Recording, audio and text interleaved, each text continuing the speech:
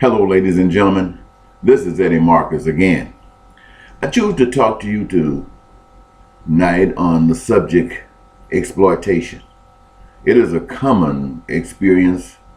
We all, at one time or another, go through it. And exploitation basically means taking advantage of another or of something. But somebody's getting advantage taken off. They're being exploited. And when I think about this, I think about the most common exploitations that we have are those that take place between spouses. Husband exploits wife, wife exploits husband. Parents exploit children, children exploit parents. People exploit systems, and systems exploit people. Exploitation. You have preachers exploiting members, and members, in the best they can, exploiting preachers. But I'm reminded of the most obvious exploitation, and that is the one that has to do with the existence of humankind. I keep thinking about we as people. And you know, even today, as old as we have gotten, many of us still do not know why we were created. Many of us still are wandering in the wilderness about that. Nevertheless, here we are. And if that hasn't been answered, the question still remains. So you should ask yourself, what do you do? Look at what do you do if you want to know why you were created. What do you do? And for those who still might not be able to understand it, you were created to create. You were created to bring electricity into usage. You were created to create microwaves and televisions and cameras and computers and cars and canned food, processed meats, build schools and houses and ditches and reservoirs. You were created to cook food, to pray, to love. Most of all, you were created to procreate, to increase the human numbers. And so that would take an awful lot of loving going on. And that is the best approach to create children, to be in love. You see, if you are in love, then those children will grow up in love. And they would have been taught love from the beginning throughout their lives up to this point. And they would be prepared to go out into the world and teach the world love. Well, usually people are not in love when they get married. They're not in love, especially when they're making babies. They're just lusting. And so, not being in love, you have kids growing up in families that are unequally yoked together, and the kids are messed up from Jump Street. And then, on top of all of that, if that wasn't enough, Lucifer, who had no hands on this earth, who has no feet, who has no physical mouth, but is spirit and is able and capable to influence people who have choice. If people had no choice, he would not be able to influence. But having choice, he is able to influence. Now God, being spirit, is able to do likewise. If Satan thinks he could win, it would not be fair for God to be God over Satan, because there's no way Satan can win. But God put humankind against Satan. You and I we're at a battle between Satan. Now, Satan wants us to act a certain kind of way. And according to that way that Satan wants us to act, it benefits Satan. Now, Satan has his lieutenants. They are in the form of human beings. Spiritually, you call them demons. And they carry out the works of Satan, as it were. That's what they do. But the challenge is for humans to not do that. The challenge is for humans to do what humans would do. And humans should respond to their maker. We are made of the same stuff that our maker is made of. And so it would be behooving for all of us, if we would like to experience the opposite.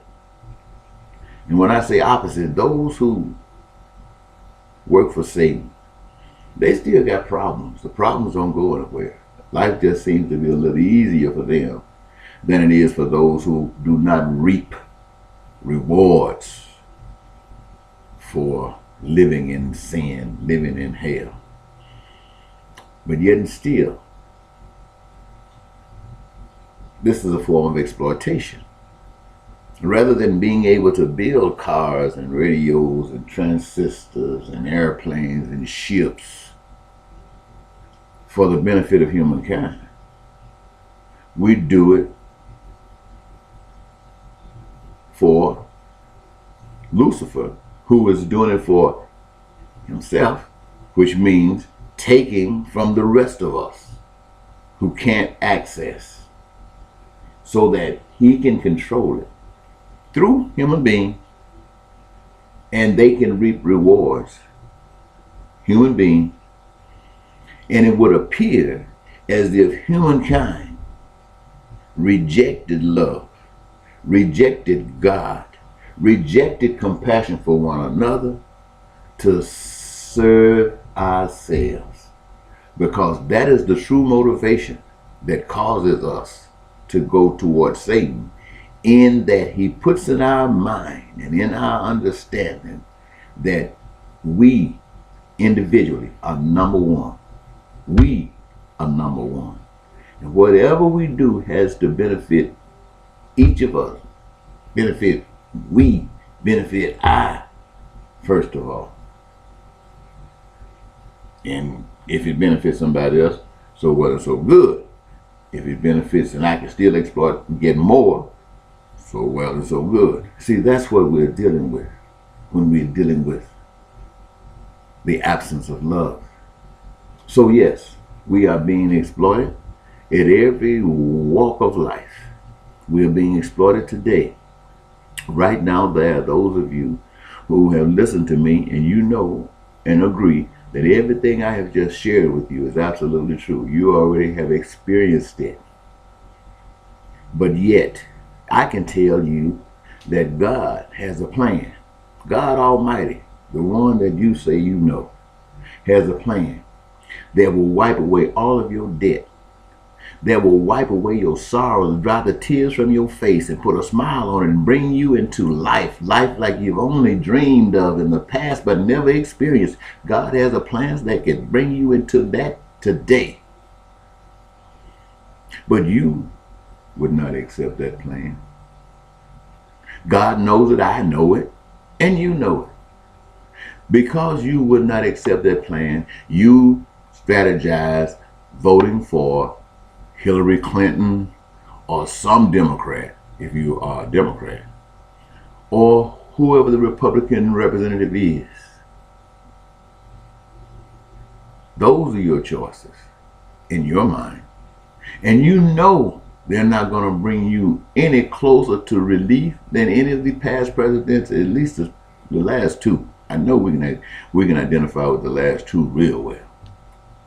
But they're not going to bring you any closer to the prize. In fact, they're going to take you further away. And yet you have before you the option of paradise on earth. You have to make that move. You're going to go to poll and vote for a Democrat or a Republican, knowing that they're not going to give you anything positive. Yet The power is in your hands to create everything positive that you want. All you got to do is do it. And it begins by taking the stress off you. It begins by taking the hardship off you, by taking the responsibility out of your hands totally and spreading it across the nation. Respecting people as you want people to respect you. Doing unto others as you'd have others do unto you. Simple matter. And the result is an orange that's juicy and sweet. An apple that's textured and sweet. A plum that just blows you away. And you can smile for the rest of your natural life. But will you do that? Of course not. I mean, I would like to say you would. I'd like to be positive and say you are great people, you are smart people, you are wise people, and given the choice of going further into the hellhole or the rabbit hole that we are finding ourselves in today, rather than go further into that, we're going to be courageous enough and make a change. Make a change that would eliminate crime and violence. I would like to say that. I would like to say that. You would like to believe that. But you don't believe that. And so rather than participate in creating that and causing that to be, you will stay on the side of defeating it. And when the Lord asks you on that day, why didn't you stand up for what's right? You're going to say, well, I knew it couldn't happen. So I made sure it couldn't happen by standing up against it. Now, you heard that last statement I just made? That's what you're going to be saying to God. You better think about that. Is that what you truly want to say? Well, exploit this message and change. Bye-bye.